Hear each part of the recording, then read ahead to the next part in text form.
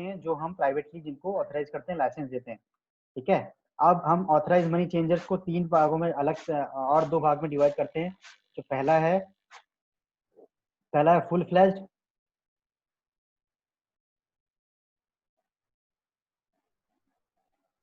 Money changer,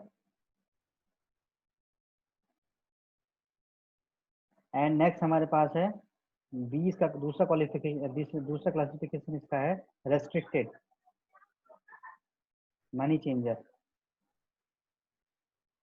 okay, तो सबसे पहले हमें आरबीआई के जो किस तरह से उन्होंने क्लासिफाइड किया हुआ है चीज़ों को कि किसको हम ऑथराइजेशन दें फॉरेन एक्सचेंज करने बिजनेस को करने का। तो उसने दो चीज़ों को, दो जगह को दिया। पहला ऑथराइज, इसके अलग से पर्सन है कोई, और दूसरा FTDAI।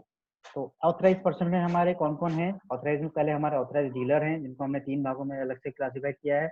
इसके अलावा ऑफशोर बैंकिंग यूनिट्स हैं। Then we have the authorize money changer. In authorized money changer, we have two other type of classification, which called as the full-fledged money changer and the restricted money changer. Okay, so we will discuss in great detail all these components. Okay, so first is authorized dealer. In authorized dealer, we will undertake all the foreign exchange transaction. Okay, all the foreign exchange transaction which as per the RBI guideline. And in offshore banking unit, अब offshore में banking unit में कौन चीजें आती हैं? इसमें वो सभी सर आपकी आवाज नहीं आ रही।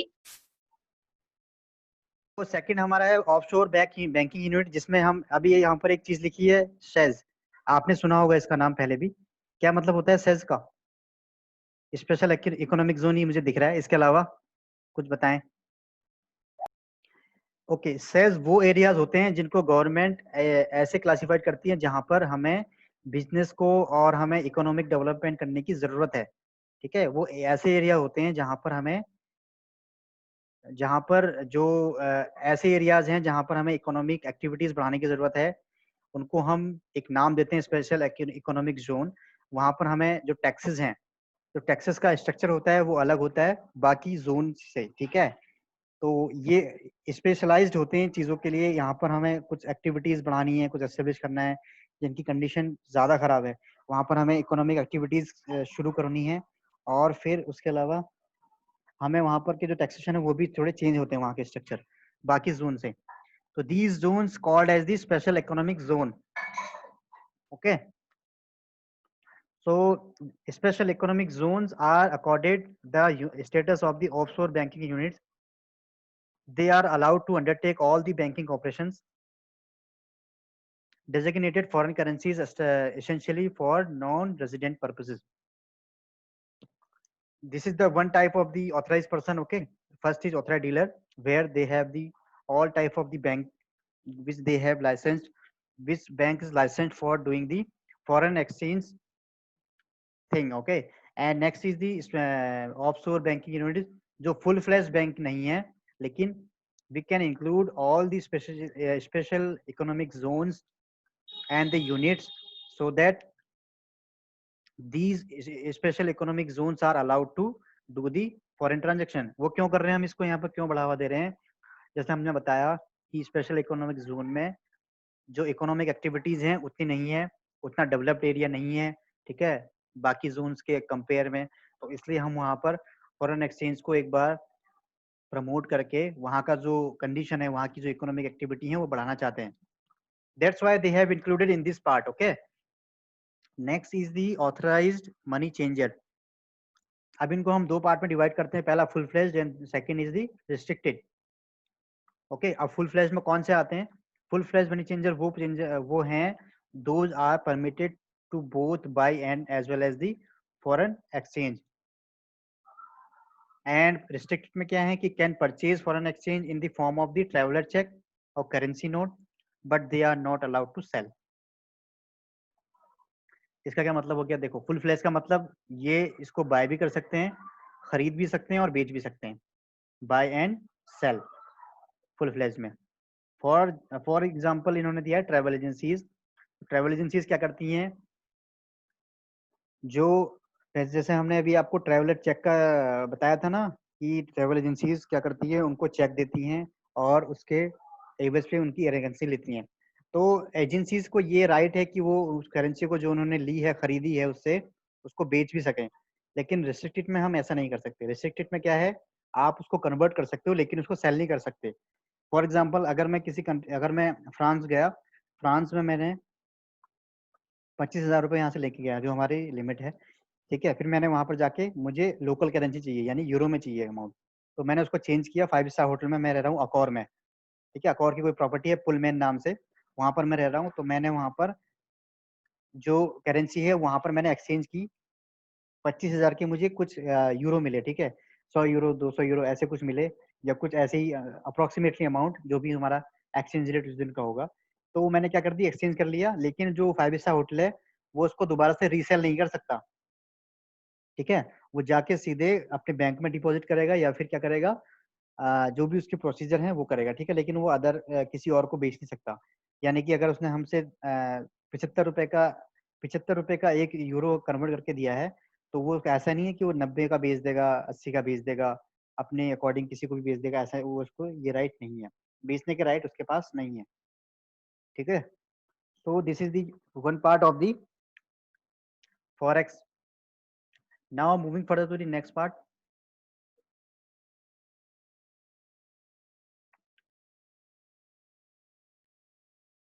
forex market features. These are the features of the forex market. First is the market connected by advanced communications. Advance communication मतलब जितने भी इनके, अब एडवांस कम्युनिकेशन से क्या मतलब है, यहाँ पर जितने भी ट्रांजेक्शन है, चाहे फिर वो रेमिटेंस हो, फॉरेन में पैसा भेजना हो या वहां से मंगाना हो, these all facilities should be there in the foreign exchange market. वो वहां होनी चाहिए। This is the feature of the forex market. Next feature is it is the extremely active and the also an unpredictable market. अब ये unpredictable market क्यों है, क्योंकि यहाँ पर हम जो एक्सचेंज रेट लगाते हैं वो क्या है, प्रिडिक्टेबल नहीं है। वो कभी भी बढ़ सकता है, कभी भी चेंज हो सकता है। जैसे आप ये जो फॉरेक्स, जो आपका फॉरेन एक्सचेंज, जो हम एक्सचेंज रेट लगाते हैं, जो हम कहाँ से देखते हैं, xe.com से, वो टाइम टू टाइम चेंज होते रहता है। आप ये नहीं कि आज आपने 70 का रेट देखा है ये डॉलर के अकॉर्डिंग, तो आप कल भी उसको 70 का ही लगाएंगे। तो आपको ये करेंटली के हिसाब से लगाना पड़ेगा। तो ये बहुत एक्सट्रीमली फ्लक्चुएट करता है। तो ये एक फीचर है उसका, ठीक है। xe.com का भी फीचर है, इसलिए तो फॉरेन एक्सचेंज मार्केट में है। Next, the market is truly global. Global इसलिए है क्योंकि यहाँ पर जितनी भी वर्ल्ड की करेंसीज हैं, चाहे रिस्ट्रिक्टेड करेंसीज हों, चाहे फिर वो सारे वर्ल्ड की करेंसीज हों, उनका ट्रेड होता है। That's why we called as the global. हम xe.com को ग्लोबली बोलेंगे, ठीक है। वहां पर जितनी भी करेंसीज हैं आपके, आप उसके अकॉर्डिंग एक्सचेंज रेट ले सकते हैं, ओके। एंड और यहाँ पर सभी डील क्या होती है, ऑन स्पॉट होती है। यहाँ पर ऐसा नहीं होता है कि आज आपने सर्विस ले ली और हम कल जाके उसका पेमेंट करेंगे। वहां पर सारा ही चीज ऑन द स्पॉट होता है। आप खरीद फरोख्त का जो भी काम होगा ऑन द स्पॉट ही करते हैं। ये भी उसका एक फीचर है। और रेस्ट आपके जो नीचे फीचर दिए हुए हैं ये भी आप देख सकते हैं, ठीक है। Deep, liquid and efficient. Deep liquid मतलब यहाँ पर जो मार्केट में जो पैसे का लेन देन है ना, वो बना रहता है। लिक्विडिटी वो बनी रहती है। Okay, so these are the some features of the foreign exchange market. अब ये स्विफ्ट है, स्विफ्ट ये लिखा है स्विफ्ट, ये मारुति स्विफ्ट नहीं है, ठीक है। ये स्विफ्ट एक ट्रांजेक्शन टाइप होता है। इसका फुल फॉर्म बताएगा कोई मुझे? बोल रहा हूँ, ये टैक्सेस, हैवी टैक्सेस नहीं लगाएगी, लेकिन जिस कंट्री से आप अगर ट्रांसफर कर रहे हो तो वो कंट्री उसमें हैवी टैक्स लगाएगी। फॉर एग्जाम्पल, अगर मैं कोई फ्रेंच हूँ, मैं फ्रेंच नेशनल हूँ, मैं यहाँ पर जॉब करता हूँ दिल्ली में, फ्रेंच पढ़ाता हूँ या फिर फ्रेंच एम्बेसी में काम करता हूँ, ठीक है। तो वहाँ मैं अपनी फैमिली को यहाँ से पैसे भेजता हूँ। तो मैं यहाँ से क्या करूँगा, रेमिटेंस करूँगा या स्विफ्ट करूँगा। तो यहाँ की गवर्नमेंट क्या करेगी, मेरे ऊपर बहुत हैवी टैक्स लगाएगी, ठीक है।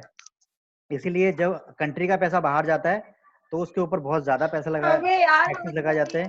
लेकिन जब बाहर से पैसा अंदर आता है हमारी कंट्री में तो उसमें नहीं लगाया जाता। तो फॉरेन जो फॉरेन करेंसी है वो हमेशा हर कंट्री के द्वारा वेलकम की जाती है, ठीक है। तो ये था SWIFT. Now moving further to the next part which is the component of the Indian foreign exchange market. main component, we will discuss the main component, we will not go in great detail. Okay, पहला component इसका retail market है, next component इसका wholesale market है। ठीक है, wholesale market में आपके सभी इंटरबैंक आ जाएंगे, जिसमें हम जहां पर हम चीजें क्या करते हैं, बल्क में खरीदते हैं। जब हम चीजें बल्क में खरीदते हैं तो उस मार्केट को हम बोलेंगे होलसेल। और रिटेल आपको पता है, रिटेल होलसेल का तो मतलब ये है कि जब हम होलसेल में खरीदेंगे तो बल्क में खरीदेंगे, और जब रिटेल में खरीदेंगे तो हम अपनी रिक्वायरमेंट के अकॉर्डिंग पर यूनिट के हिसाब से, या जितना हमें रिक्वायर है उतने हिसाब से। ठीक है, तो ये रिटेल हमें पता है कि रिटेल मार्केट हमेशा एंड यूजर मार्केट होता है, जहां पर आप जो फाइनल कस्टमर है आपका, ठीक है, वो होता है वहां पर। ठीक है, फाइनल कस्टमर जैसे हम वैसे नॉर्मली रिटेल मार्केट में देखते हैं, हमारे वैसे मार्केट में भी हम देखेंगे रिटेल में, जो हमारा एंड यूजर है, एंड यूजर मतलब जो उस चीज को लेके उस प्रोडक्ट को फाइनल यूज करेगा, वो हो गया एंड यूजर। और एक होता है होलसेलर, यानी कि होलसेलर क्या, रिटेल वाले लोग कहाँ से लेंगे सामान, होलसेलर से। उसी तरह से फॉरेन एक्सचेंज मार्केट में भी ये मार्केट होते हैं, ये एक कंपोनेंट है फॉरेन एक्सचेंज मार्केट के। ये दो तरह के हैं, पहला रिटेल मार्केट, होलसेल मार्केट, जैसे और सभी मार्केट होते हैं। तो हमने रिटेल में पढ़ा है कि the in retail market and user हमें वहां पर मिलते हैं। ठीक है, चाहे फिर वो ट्रैवलर हो, टूरिस्ट हो, ठीक है, या फिर कोई इम्पोर्टर एक्सपोर्टर है कोई, ठीक है, वो यहाँ पर होते हैं। ये भी हमारे फॉरेन एक्सचेंज मार्केट का पार्ट है। और होलसेल में कौन होंगे, होलसेल में होगा हमारा आरबीआई, और हमारे जो जितने भी बैंक हैं, ऑथराइज डीलर जो हमारे आरबीआई ने बनाए हैं, ठीक है, वो सभी इसमें होंगे। तो ये है मार्केट। अब यहाँ पर इन्होंने लिखा है the difference between the buying and selling price of the quote as the bid offer separate. Okay, तो ये हमने ये पढ़ लिया। इसके बाद ये हम जब हम पढ़ेंगे कि जो सेलिंग और बाइंग का जो डिफरेंस होता है, इन दिनों का जो डिफरेंस है, यानी हम इन दोनों को जब माइनस करेंगे उसको हम क्या बोलते हैं, बिड ऑफर सेपरेट। ओके, एक छोटा सा कॉन्सेप्ट है। Now moving further to the next part which is the foreign exchange market. हाँ, अभी फॉरेन एक्सचेंज मार्केट में अभी हमने पढ़ा होलसेल मार्केट और द रिटेल मार्केट। अब इसमें हम देखेंगे कौन कौन से पार्ट इसमें इंक्लूड होते हैं। सबसे पहले जो होलसेल मार्केट में हमने देखा था कि आरबीआई इंक्लूड है, फाइनेंशियल इंस्टीट्यूशंस इंक्लूड होते हैं, ठीक है, जिनका जो एवरेज बिजनेस का जो साइज होता है वो कितना होता है, यूएसडी 1 to 5 मिलियन। ठीक है, और ये इसका जो जब ये लॉट होगा तो हम इसको एवरेज लॉट है, ठीक है, एवरेज लॉट मतलब टोटल एक साल में जो आप कर रहे हैं उसके बाद जो एवरेज निकलेगा वो। इसमें हमने देखा कि इसमें बैंक होते हैं, आरबीआई होता है, बड़े कॉर्पोरेट इंस्टीट्यूशंस और दी फाइनेंशियल इंस्टीट्यूशन इंक्लूड होते हैं। और जबकि हम जब रिटेल की बात करेंगे तो रिटेल मार्केट में कौन किसको हम लेंगे, पहला टूरिस्ट, इंपोर्टर, एक्सपोर्टर, ठीक है, इन सभी को हम यहाँ पर इंक्लूड करेंगे। Now this is the basic structure of the wholesale market. ठीक है, जहाँ पर कॉर्पोरेट है, बैंक है, सेंट्रल बैंक, ये सब हमारे होलसेल मार्केटर हैं जो हमने भी पढ़े। ये है आपका दो डिफरेंस, इन्होंने डिफरेंस किया है इन दोनों के बीच में कि रिटेल सेगमेंट में और होलसेल सेगमेंट में क्या डिफरेंस है। अब हम इसको एक बार क्विकली देख लेते हैं क्या डिफरेंस है। पहला डिफरेंस इन्होंने मेंशन किया है कि all these cover transaction between ADs and MCs and customs. जो इसके ट्रांजैक्शन है वो, ये कौन सा मार्केट है हमारा, रिटेल, और इधर वाला कौन सा है हमारा, होलसेल। ठीक है, अब रिटेल में हमारे जब भी सभी ट्रांजैक्शन एडीज और मर्चेंट, ठीक है, के और कस्टमर के बीच में होंगे, जबकि हमारा जो होलसेल में है वो ट्रांजैक्शन किसके बीच में होंगे, सेंट्रल बैंक, आरबीआई और कॉर्पोरेट हाउस या फाइनेंशियल इंस्टीट्यूशंस के बीच। सर जी, सर, ये एडीज और एमसीज क्या है? ये वो एजेंसीज हैं, जैसे हम यहाँ पर कर रहे हैं कवर ट्रांजैक्शन बिटवीन दी। अगर हम बात करेंगे रिटेल में, हमने देखा कि कस्टमर, जब हम एंड यूजर की बात करते हैं तो यहाँ पर एडीज और एमसीज वो हैं जो हमारे जो सप्लायर हैं।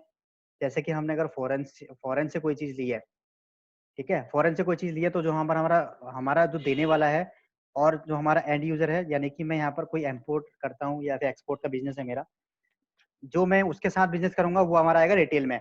लेकिन जब सेंट्रल बैंक, आरबीआई फॉरेन के बैंक से बिजनेस करेगा, या फिर हमारे देश के किसी और लाइसेंस आदमी बैंक के साथ ट्रांजेक्शन करेगा, वो भी फॉरेन करेंसी में। फॉरेन करेंसी मतलब यूएसडी में, यूरो में, या फिर कोई अदर करेंसी, तो उसको हम इंक्लूड करेंगे किसमें, होलसेल में। नेक्स्ट है rate quoted are the merchant according to merchant, और ये आएगा इंटरबैंक रेट। अच्छा, ये दोनों के रेट अलग होते हैं। आप ये देख रहे हो rate coated by the merchant, इसका मतलब है जो यहाँ पर रेट होंगे ना वो अकॉर्डिंग टू XC.com होंगे, और यहाँ पर जो रेट होंगे वो अकॉर्डिंग टू इंटरबैंक रेट होंगे, यानी इनके म्यूचुअली डिसाइडेड, यानी कि बैंक ऑफ अमेरिका और reserve bank of India mutually decide करेंगे कि हमें किस एक्सचेंज रेट पे हमें ट्रांजेक्शन करना है। तो ये एक डिफरेंस है, यहाँ पर नो ब्रोकर और यहाँ पर ऑथराइज ब्रोकर अपडेट। ठीक है, यहाँ पर ब्रोकर की जरूरत है, यहाँ पर ब्रोकर नहीं होता, और यहाँ पर ब्रोकर होते हैं बैंक और सेंट्रल बैंक। जो भी हमारे दो बड़े हाउस के साथ अगर हो रहा है ट्रांजेक्शन तो उसके बीच में ब्रोकर होता है। ठीक है, और ये होता है usages are the predetermined and rates are determined in this segment. यहाँ पर है कि आपके जो रेट हैं, ठीक है, वो पहले से डिसाइड होते हैं, और यहाँ पर नहीं। ठीक है, यहाँ पर नहीं, यहाँ पर आप जब ट्रांजेक्शन कर रहे होते हैं तो डिसाइड होते हैं। So these are the some differences you have to keep in mind whenever we are going to differentiate retail segment to the wholesale segment. ये एक केस स्टडी है BMW की।